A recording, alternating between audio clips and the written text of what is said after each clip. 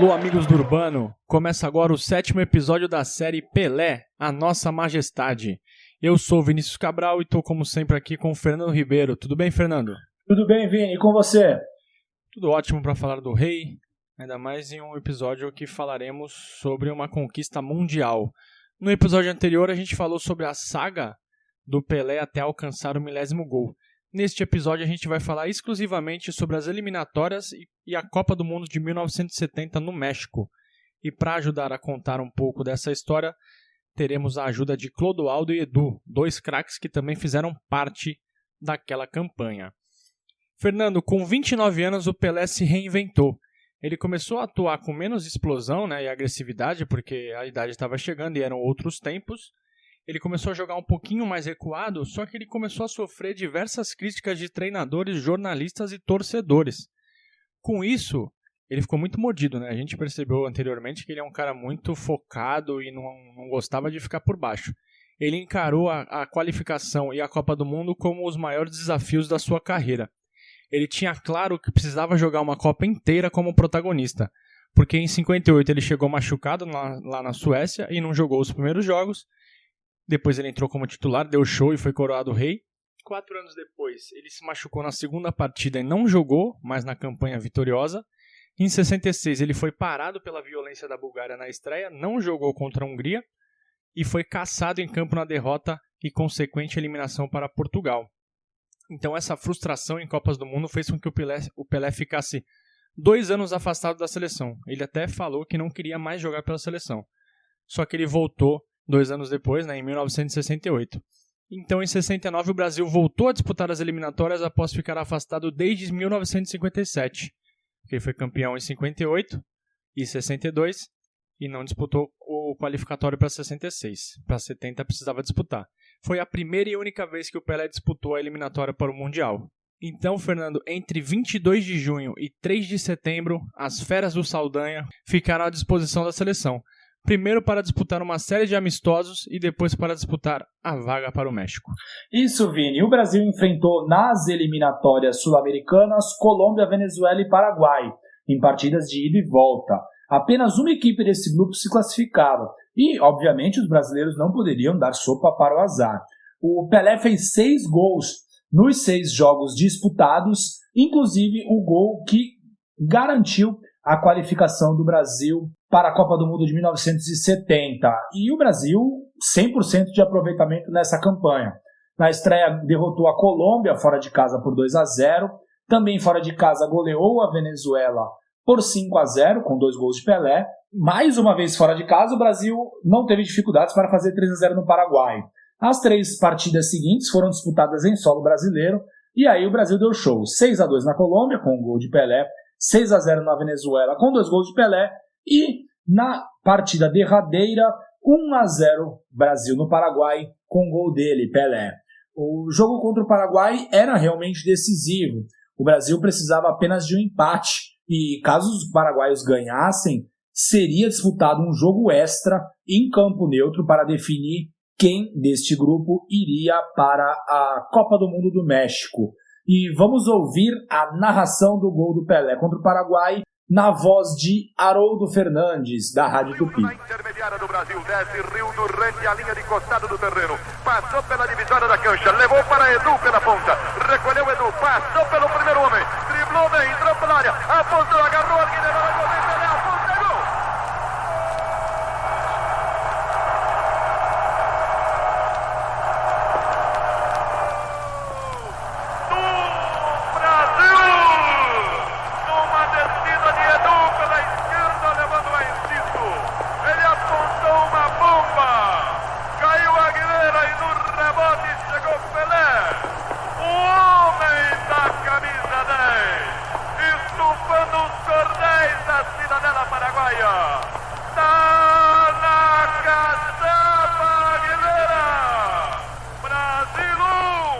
E, Vini, como você e vocês perceberam na narração do Haroldo Fernandes, o lance do gol foi feito por jogadores do Santos. A bola passou pelo Rildo, depois pelo Edu e chegou ao Pelé. Pelé fez o gol e caiu nas redes. levando ao delírio os 183.341 torcedores que estavam presentes ao Maracanã, que na verdade é o maior público pagante registrado na história do Maracanã. O time base do Brasil nas eliminatórias tinha 6 jogadores titulares do Santos Futebol Clube.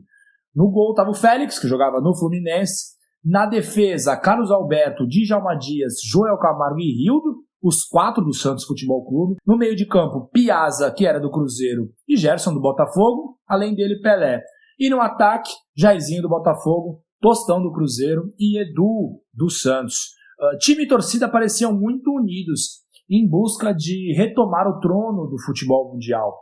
Tudo parecia caminhar para tempos de paz, até o início da Copa do Mundo, não fosse um pequeno motivo. E o motivo tinha nome e sobrenome, João Saldanha. Para falar daquela seleção de 70, de 69 e 70, devemos explicar um pouquinho sobre este rico personagem da história do país. João era comunista e seu apelido era João Sem Medo. Ele era um tormento para a ditadura brasileira. Era jornalista e também técnico de futebol. Em 69 foi chamado para substituir Aimoré Moreira e montou a equipe que ficou conhecida como as Feras do Saldanha. Mas seu jeito contestador e polêmico provocou problemas, principalmente quando aconteceram alguns poucos tropeços. O Brasil venceu 13 dos 14 jogos disputados em 69. A única e inesperada derrota aconteceu 3 dias depois de carimbar a vaga para o México, e foi para a seleção mineira. Os pedidos por Dadá Maravilha na seleção aumentaram e ganharam uma importante voz, a do presidente e ditador Médici. Saldanha, como era declarado opositor da ditadura militar, respondeu: "Nem eu escalo o ministério e nem o presidente escala time." Sensacional essa declaração. Já em março de 70, a seleção enfrentou a Argentina em 2 amistosos. Esses foram os 2 primeiros dos 13 jogos preparatórios que a seleção teve antes da estreia da Copa.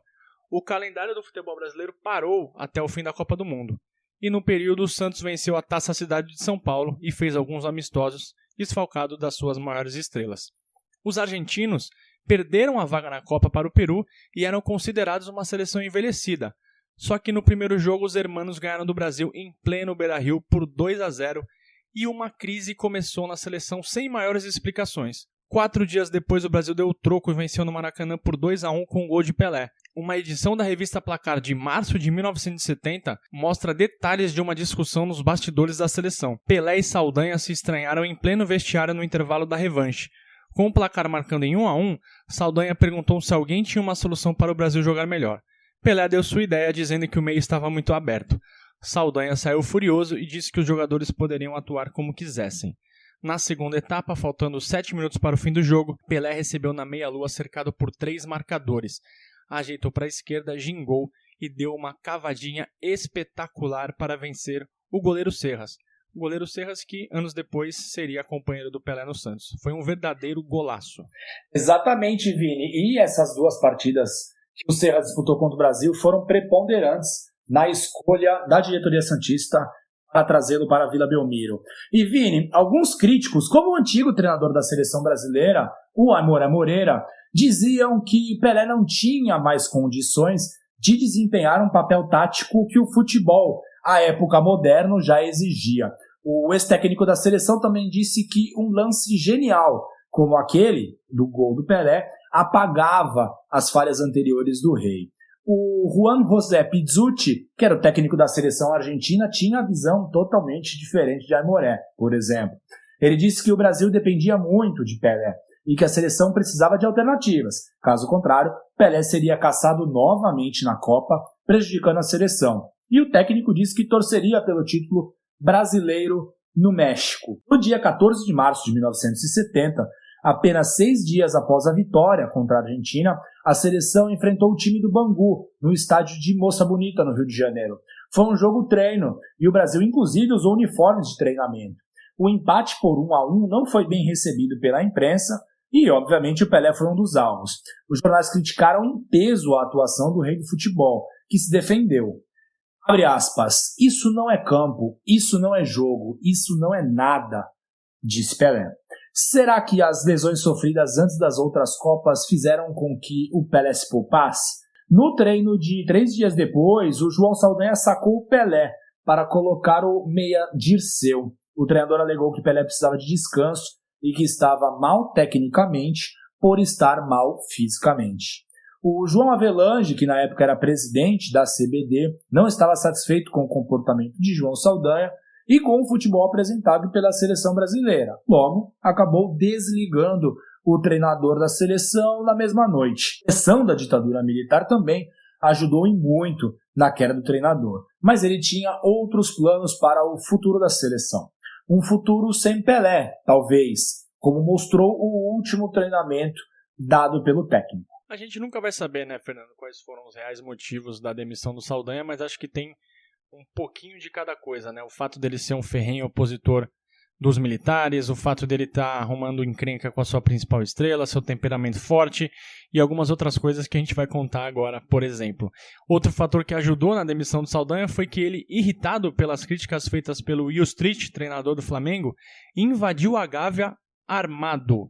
Por sorte, o Will Street não estava no local, mas o ocorrido ajudou ainda mais a minar a imagem de Saldanha perante a opinião pública. E o que acontece quando ele foi demitido? Soltou a metralhadora verbal contra o camisa 10. Disse que Pelé não havia jogado bem em nenhuma das 17 partidas sob seu comando e que Pelé tinha miopia. Só que para o registro histórico, Fernando, Pelé marcou 12 vezes nas 17 partidas em que ele foi comandado por Saldanha. E sim, Pelé teve miopia diagnosticada em 1958. Como todos sabemos, isso em nada o atrapalhou na carreira. O Saldanha acabou usando a imprensa para seguir atacando o Pelé. Disse que o Pelé não teria que ser titular no México, disse que Pelé não seria titular no México caso ele continuasse como técnico por conta da deficiência física e técnica. O técnico queria Pelé marcando no meio de campo. O Saldanha também criticou a CBD e o médico Lídio Toledo, a quem acusou de manter jogadores com problemas físicos na delegação. Um assunto, obviamente, respingou no Santos. O técnico Antoninho riu da situação e disse que se Pelé tivesse algum problema no olho, jamais faria aquele golaço contra a Argentina. O Zito, que na época era o supervisor do Peixe, gostou da indicação do seu ex-companheiro Zagallo para o comando técnico e disse que Saldanha não tinha culpa de nada. O gerente disse, o único errado é quem escolheu. De uma hora para outra, tanto a imprensa quanto a opinião pública passaram a questionar a presença de Pelé na seleção. Mas quem achou que Saldanha se afastaria do dia a dia da seleção estava enganado. Em coluna no jornal O Globo, na época novamente cronista, disse que seu ataque seria Rogério, Jairzinho, Roberto e Paulo César Caju, coincidentemente todos do Botafogo. Em programa de TV, Saldanha reafirmou as críticas a Pelé e o rei respondeu via imprensa. Minha vontade era deixar a concentração e ir responder pessoalmente. Se há uma coisa que eu detesto, é a covardia. Para Pelé, Saldanha sabia que seria demitido e o deixou entre os reservas no treinamento para no futuro dizer que foi demitido por barrar o rei. E Vini, campeão como jogador nas Copas de 58 e 62, Zagallo foi o escolhido para comandar a seleção brasileira na Copa do Mundo de 1970.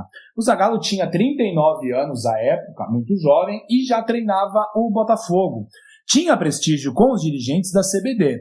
Foi anunciado no dia 18 de março, ou seja, um dia após a demissão do João Saldanha, e teria menos de 3 meses para preparar o time até a estreia na Copa do Mundo. O curioso é que o primeiro nome da lista era o Dino Sani, histórico ex-meio-campista da seleção e de tantos outros clubes do futebol brasileiro. E na época o Dino Sani era o técnico do Corinthians. Mas a diretoria da CBD descartou o treinador, após rápida reunião em que não sentiu o treinador preparado para o cargo. O cenário era de crise na seleção. Talvez até para amenizar o clima ruim, o Zagallo convocou o Dario, da Maravilha, e também alguns nomes do seu Botafogo, como Leônidas e Roberto, além de Félix e Arilson, chegando a 27 jogadores no período de treinamento. A prova de que realmente o governo interferia no comando da seleção se deu no dia 19 de março, quando o ministro da Educação, Jarbas Passarinho, convocou João Avelange para uma reunião. Foi pedido um relatório completo da situação física de cada jogador do scratch brasileiro. Engana-se quem pensa que o time que brilhou no México foi logo escalado por Zagallo. Nos primeiros treinamentos, o novo treinador achava que Pelé e Tostão não poderiam jogar juntos. Ele preferia algum 9, algum centroavante mais brigador, talvez como o Dadá Maravilha e como o Roberto. O primeiro amistoso pré-Copa do Mundo disputado no Brasil foi contra o Chile, uma vitória de 5-0 dos brasileiros com 2 gols de Pelé. Para este primeiro jogo, o Zagallo mandou a campo Emerson Leão no gol, Carlos Alberto, Brito, Joel e Marco Antônio, Clodoaldo e Gerson, que depois deu lugar ao Dirceu Lopes, Paulo César, Jairzinho, Roberto Pelé. Apesar do placar elástico, 5-0, a imprensa não poupou críticas à equipe. Mais de 100 mil pessoas foram assistir essa partida no Morumbi. E muito legal, eles deram bastante incentivo ao Pelé, principalmente. O Brasil jogou novamente contra o Chile e ganhou por 2-1. E de novo, segundo a imprensa, foi um jogo ruim da seleção. Segundo os jornais, Pelé esteve lento, mas fez lances de Pelé. Os jornais diziam que um possível revezamento no time titular com Tostão poderia ser uma solução. Depois dessas duas partidas contra o Chile, o Brasil foi jogar contra a seleção do Amazonas na inauguração do estádio Vivaldão. Pelé teve uma preocupação extra antes do jogo. Novamente correu o boato de que ele poderia ser vítima de sequestro. Só que ele entrou em campo, fez um gol e a torcida pedia a dupla Pelé e Tostão na equipe, só que o Zagallo insistia com o Roberto no comando de ataque. O Brasil jogou com os reservas na preliminar e também venceu por 4-1, outro amistoso que pouco serviu. Na sequência, empate sem gols contra o Paraguai. Com o ataque formado por Paulo César, Rogério, Dario e Pelé, o Brasil não furou a retranca adversária. E pior, na preliminar os reservas perderam para o Olaria por 1-0. Depois 3-1 contra a seleção mineira. Pelé começava a melhorar os desempenhos no treinamento e isso se refletiu na partida. No comando de ataque ainda jogava Dario. A dupla Clodoaldo e Gerson se entrosava cada vez mais no meio-campo. Depois o Brasil empatou com a seleção C da Bulgária. Vaias e mais vaias no Morumbi. E no último teste em solo brasileiro, o Zagallo escalou um time bem parecido com o que jogaria no México.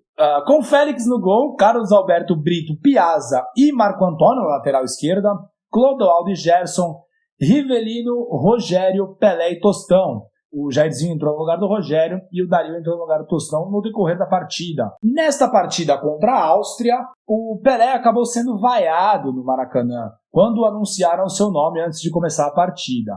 Mas em campo foi o melhor do jogo e fez várias jogadas combinadas com o Tostão.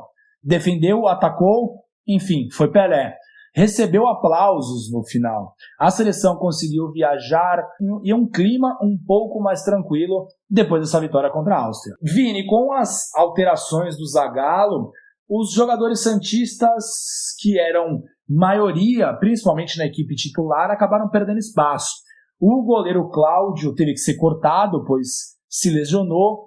O Djalma Dias, que foi titular em todos os jogos das eliminatórias, foi cortado sem maiores explicações. O Rildo, lateral esquerdo, que foi titular em todos os jogos também das eliminatórias, foi diagnosticado com um até hoje mal explicado sopro no coração e também não seguiu com a delegação. O Toninho Guerreiro, que teve problemas com sinusite, também foi cortado e não disputaram a Copa do Mundo. O Joel Camargo e o Edu, que também eram titulares nos jogos qualificatórios para o Mundial, se transformaram em reservas e acabaram assistindo a Copa do Mundo do banco. Em solo mexicano, o Brasil fez 3 jogos treino com diversos testes e Zagallo foi encontrando o seu 11 ideal para a Copa, apesar da desconfiança principalmente da imprensa. O Brasil ganhou por 3-0 do Chivas Guadalajara, com o gol do Pelé, fez 5-2 no time do León, com 2 gols de Pelé, e 3-0 no time do Irapuato, na partida que marcou o 100º jogo de Pelé pela seleção brasileira. O tempo de treinamento foi maior do que o normal para a seleção se adaptar à altitude mexicana, principalmente em Guadalajara, que tem uma altitude de mais ou menos de 1.500 metros, cidade onde o Brasil jogou todos os seus jogos, com exceção da final. Antes de falar da Copa em si, vamos falar de uma marchinha que todo brasileiro conhece e já cantou, mas talvez não conheça a história que existe por trás.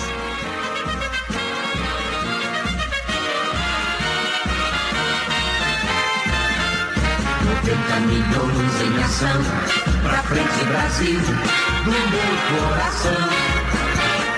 Todos juntos vamos, pra frente Brasil, salve a seleção, de repente é aquela... A música Pra Frente Brasil, de Raul de Souza, com letra de Miguel Gustavo, embalou torcedores de seleção brasileira. A euforia causada pela primeira transmissão ao vivo da Copa para o país, aliada aos grandes craques que estavam no México, faziam o Brasil se emocionar a cada jogo. A música surgiu em um concurso realizado por patrocinadores do pool de televisão que transmitia o Mundial. A letra original tinha um verso 70 milhões em ação, mas com um censo realizado no mesmo ano, fez-se necessária a troca para 90 milhões em ação. Lembrando que na época o país vivia sob o regime militar que instituíra o AI-5 2 anos antes. Logo, a música virou o símbolo da propaganda da ditadura brasileira durante a Copa e nos anos seguintes. Na Copa do Mundo, o Brasil caiu no grupo 3, junto com Romênia, Tchecoslováquia e Inglaterra, a atual campeã, ou seja, 3 seleções europeias e um grupo bastante difícil. Os tchecos eram temidos por sua técnica apurada, e o Brasil não teria vida fácil, ou seja, uma vitória no jogo de abertura contra a seleção tcheca era de fundamental importância. O país vivia em função dos jogos da Copa. O ponto esquerdo Edu falou com a gente sobre a motivação extra que o Pelé estava para jogar essa Copa do Mundo e que ele, obviamente, queria registrar mais uma vez seu nome na história do futebol mundial, como se fosse preciso. E o mundo vai saber quem é o Pelé. E ele realmente, o mundo ficou sabendo, porque ele fez de tudo. Tive a felicidade. Eu posso dizer que estou muito feliz por ter jogado 10 anos ao lado do gênio, do maior de todos os tempos. E não vai existir ninguém igual. Posso até alguém que, né, se aproxime, como eu gosto agora muito do Messi, do Neymar. Cristiano Ronaldo já é diferente, né? É um goleador, já não é tipo Pelé, que vibra e tal.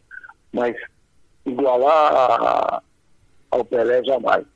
Vão poder chegar ali, por ali, mas jamais igual. Na estreia, o Brasil bateu os tchecos por 4-1. Foi um jogo bastante difícil. Os tchecos fizeram um jogo destemido, principalmente na primeira etapa. Abriram o placar com Petras aos 11 minutos, mas aos 24, após falta sofrida por Pelé, Rivelino empatou o placar. O próprio Pelé virou aos 14 da segunda etapa após receber lindo passe de Gerson. O rei matou no peito, quase que parando no ar. Quando a bola caiu à sua feição, bateu de peito de pé para virar a partida. Jairzinho, o furacão, fez 2 verdadeiros golaços e definiu o placar que deu moral para a seleção brasileira. Vamos ouvir o gol do Pelé narrado por Geraldo José de Almeida, do pool de rádios formado por Bandeirantes, Jovem Pan e Rádio Nacional. A Pelé! Que bola boa!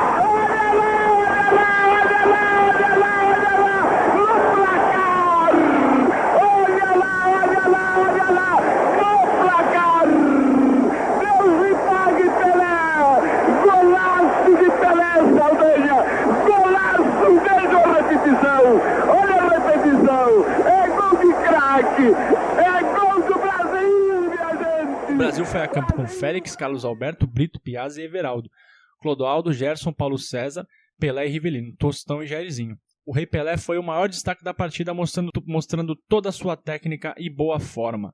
Mas talvez o lance mais comentado dessa partida seja o histórico chute do Rei do meio de campo que pegou o goleiro totalmente desprevenido. As imagens de Victor correndo desesperado atrás da bola rodam o mundo até hoje. E o Edu falou pra gente sobre esse lance e sobre como Pelé já havia feito gols do meio de campo atuando pelo Santos. Todo mundo diz, o gol que o Pelé tentou fazer e tal. Não, o Pelé tentou fazer uma Copa do Mundo, porque com o Santos ele já havia feito.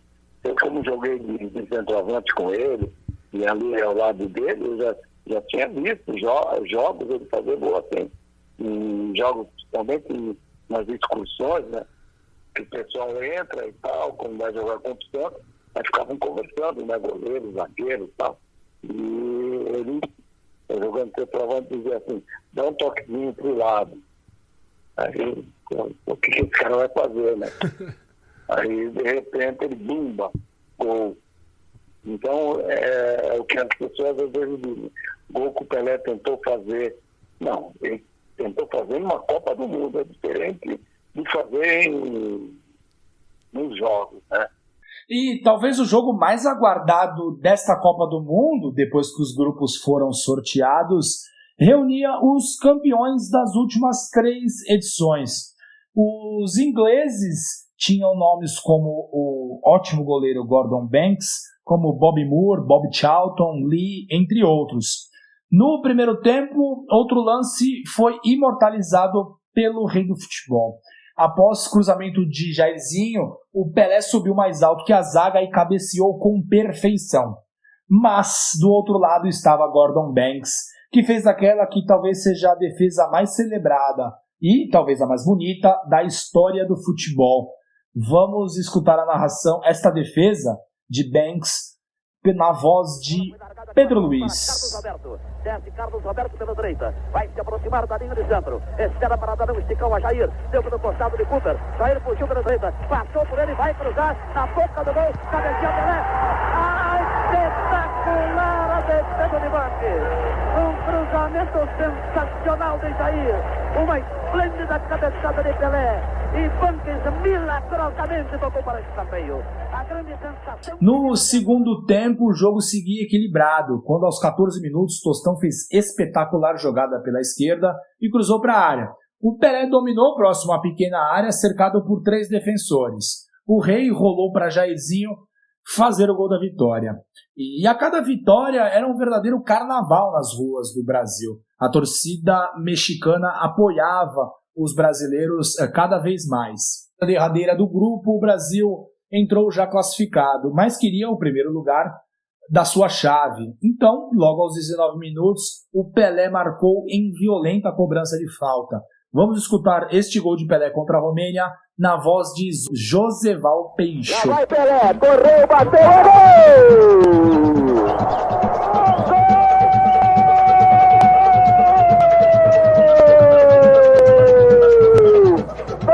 Brasil! Pelé! Camisa 10! Batendo falta ao... O Jairzinho ampliou, mas os romenos diminuíram ainda no primeiro tempo. Na segunda etapa, o Pelé recebeu um passe magistral de Tostão e de carrinho fez o terceiro gol brasileiro. A Romênia acabou descontando, fez o seu segundo gol e deu números finais ao marcador. Brasil classificado em primeiro do seu grupo e com a moral altíssima. A partida de Pelé foi descrita assim pelo Jornal do Brasil. Abre aspas. Demonstrou definitivamente o quanto está preparado para ganhar esta Copa do Mundo. Não porque tivesse a atuação mais brilhante. Contra tchecos e ingleses, vimos um Pelé mais brilhante. Mas porque dele tivemos a maior exibição de maturidade que um craque poderia oferecer. Desde o começo do jogo, ele renunciou ao ataque para reforçar a defesa. Terminou a partida correndo como um menino estreante. Correria no meio de campo para ganhar as jogadas de obstrução.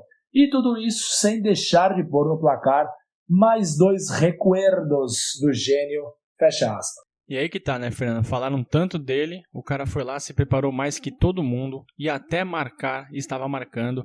Recentemente, por conta da pandemia, os jogos da Copa de 70 foram reprisados na televisão e a gente pôde ver tudo isso mesmo, Pelé recompondo, fazendo muita coisa do que é feito no futebol de hoje, aquela seleção já fazia, obviamente, em outra rotação, com outros métodos, mas vale muito a pena ver a atuação dessa seleção. Nas quartas de final, o Brasil, cheio de moral, embalado na boa fase de seu principal jogador, teve pela frente um velho conhecido, o craque Didi, que era técnico da seleção peruana. O ex-companheiro de Pelé em Copas passadas ajudou a sua seleção a desbancar a Argentina nas eliminatórias e chegou também com moral no mata-mata da competição. Em campo, Rivelino e Tostão colocaram o Brasil na frente do placar antes mesmo dos 15 minutos. A seleção peruana descontou ainda no primeiro tempo. Nesse jogo, Pelé também tentou marcar no meio de campo. O Rei parecia querer mostrar ao mundo todo o seu repertório. Na segunda etapa, Pelé recebeu pela direita e deu passe açucarado para Tostão fazer o terceiro. Na sequência, Cubides diminuiu e o Peru ensaiou empatar a partida, mas aos 30 minutos Jairzinho deu números finais ao placar. Na semifinal, fantasma uruguaio. 20 anos antes, os uruguaios calaram o Maracanã e conquistaram o Mundial, e o assunto na imprensa brasileira era praticamente todo voltado para o Maracanaço. Os jogadores até que tentavam evitar tocar no assunto, mas era impossível. Em campo, como não poderia deixar de ser, um jogo violento e catimbado. O Uruguai abriu o placar aos 19 minutos e o Brasil só empatou aos 44 do primeiro tempo, quando Tostão lançou e o menino da Vila Clodoaldo fez. Na segunda etapa, o Brasil voltou claramente melhor e chegou aos gols da vitória com Jairzinho em arrancada após passe de Tostão e Rivelino após assistência de Pelé, já na reta final da partida. Pelé novamente entrou para a história por gols que não fez. Os lances do drible de corpo em Marzukiewicz e o chute no contrapé para fora, além do voleio após tiro de meta do goleiro adversário, estão eternizados até hoje. Pelé também deu a clássica cotovelada em Fontes, que abusou da violência durante o jogo na lateral esquerda. O juiz assinalou falta para o Brasil. Pelé sabia se proteger, mas desta vez correu um desnecessário risco de não jogar a final. E a final foi contra a Itália. E quem ganhasse a partida ganhava também a posse definitiva da Taça Jules Rimet. E pela primeira vez o Brasil jogou nesta Copa do Mundo fora do Estádio Jalisco, em Guadalajara. A final contra a Itália foi disputada no Estádio Azteca, na capital mexicana, Cidade do México, com a presença de mais de 107 mil torcedores. Imprensa e torcida brasileira já estavam em clima de euforia total. A torcida mexicana apoiou a seleção brasileira o tempo inteiro. E o que se viu em campo, todos nós sabemos. Pelé, aos 18 minutos, subiu no 5º andar para marcar seu último gol em Copas do Mundo. Vamos escutar esta obra de Pelé com a narração de Fiore Giotti. Levantou de primeira, ao Pelé, cabeceou!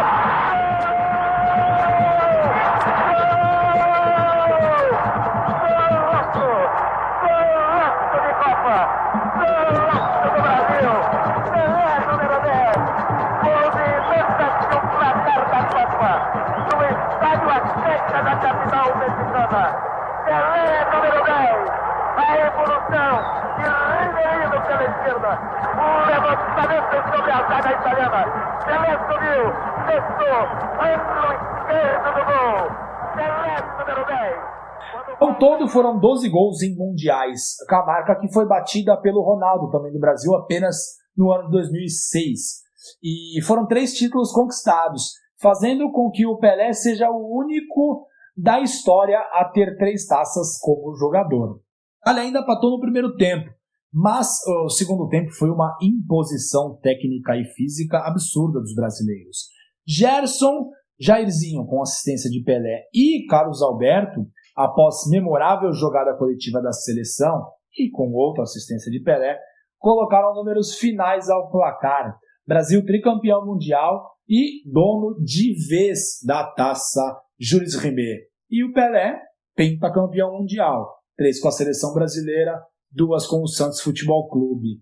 Jairzinho foi o artilheiro do Brasil na Copa, com 6 gols em 6 jogos. O Pelé ficou em segundo lugar com 4 gols, mas com 5 assistências. E Pelé foi eleito o melhor jogador da competição, como não podia ser diferente. Aos 29 anos, o Pelé cumpria a promessa de jogar mais um Mundial inteiro, em forma e como protagonista. E mais, sacrificou-se em prol do time, ajudando também na recomposição defensiva em todas as partidas. Com o físico em dia, o Rei tinha muito mais a fazer nos próximos anos pelo Santos. O Clodoaldo, que foi companheiro de Pelé, tanto no Santos quanto nessa campanha mágica da seleção brasileira, acredita que ali foi a melhor versão que ele viu do Pelé. Posso falar e afirmar que o Pelé, em 70, na Copa de 70, ele esteve no seu melhor de toda a sua vida. Com a participação dele, se você analisar, né, a Copa, como ele jogou, o que ele fez, cabeça, passe, chute. Pô, nossa, o Pelé ele se preparou de uma maneira que eu como joguei com ele no Santos, desde 66, né, até ele parar, em 74, eu acredito, tenho certeza que ele atingiu o seu máximo no seu condicionamento físico, mental, né, e técnica, né? Ele estava na sua plenitude, ele estava no seu limite. Perfeito. Você vê, o Pelé subia, cabeceava, corria, disputava, dividia, segurava os adversários na sua condição física, na força. Pode observar a velocidade, ele sempre ganhava dos adversários, a impulsão, enfim, ele era um jogador completo. Lembrando que o Clodoaldo acabou não vendo o Pelé, né, no final dos anos 50, em 62, 63, Clodoaldo chegou no Santos em 65. A gente, não sei se foi a melhor versão, Fernando, talvez ali quando ele era mais jovem, com 22, 23 anos, ele era imparável, mas o que o Pelé fez em 70 está eternizado com certeza. No episódio seguinte, vamos falar do segundo semestre de 1970 até a despedida do Pelé no Santos em 1974. O Pelé fez muita coisa nesses 4 anos, como vocês vão descobrir ou relembrar na próxima semana. Quem quiser falar com a gente, estamos no Twitter e no Instagram, @amigosdourbano, ou no e-mail amigosdourbano@gmail.com. Para ouvir nosso programa, basta acessar o Spotify, Apple Podcast, Google Podcast, YouTube, Castbox e Radio Public e procurar por Amigos do Urbano no feed. Valeu, Fernando, e até a próxima. Valeu, Vini. Abraço. Tchau, tchau.